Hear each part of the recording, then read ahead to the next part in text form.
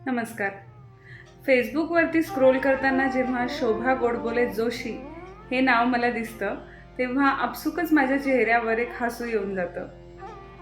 खूप आनंद होतो मला, की आता काहीतरी छान वाचायला मिळणार. आता काहीतरी वेगळं वाचायला मिळणार. शोभाताईंची आणि माझी ओळख फेसबुकवरचीच. व्हर्च्युअल जगात झालेली ही ओळख कधी खऱ्या मैत्रीमध्ये बदलली मला कळलं नाही.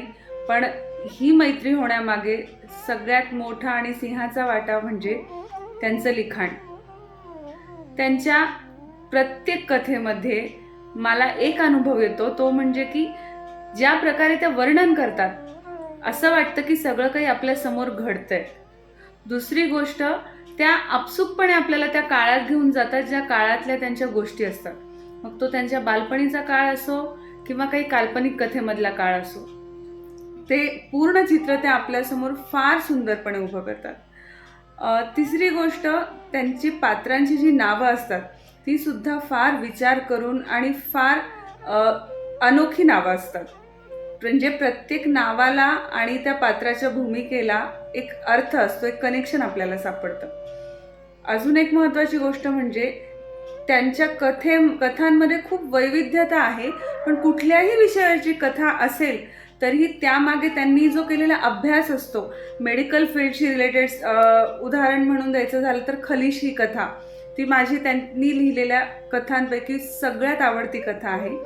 तर त्या कथेमध्ये आपण त्या नायिकेशी, जी कथा नॅरेट करते तिच्याशी पूर्णपणे आपण एकरूप होतो.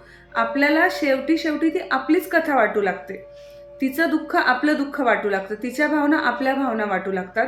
इतकं ते ओघवतं वर्णन आहे आणि इतकं ते सुलभतेने आपल्यापर्यंत ते दुःख सुद्धा पोहोचतं. त्या अत्यंत गुंतागुंतीच्या भावना सुद्धा आपल्याला समजतात, ज्या त्या नायिकेच्या मनात चालू असतात. आणि ह्या सगळ्यामध्ये वर्णन करताना किंवा कथेमध्ये आपण असं म्हणतो की कधी कधी एक लिबर्टी घेतो कलाकार, ते करताना सुद्धा कुठंही मेडिकल टच त्यांचा कुठंही सुटत नाही. त्यामुळे हे लक्षात येतं की किती अभ्यासपूर्ण कथा लिहिलेली आहे. तर असा अनुभव त्यांचा प्रत्येक कथेमध्ये मला येतो आणि त्यांच्या कथा मला खूप काही शिकवून जातात, की एका विशिष्ट वयात गेल्यावर आपण कसं वागलं पाहिजे, प्रत्येक व्यक्तीच्या मनातल्या भावनांचा आपण विचार केला पाहिजे. यासारख्या अनेक गोष्टी मी त्यांच्या कथा वाचून शिकली. तर मी त्यांच्या लिखाणाची चाहती आहे म्हणण्यापेक्षा मी त्यांच्या लिखाणातून खूप काही शिकली आहे हे म्हणणं मला जास्त योग्य वाटेल. आणि भाषा खूप गोड असते.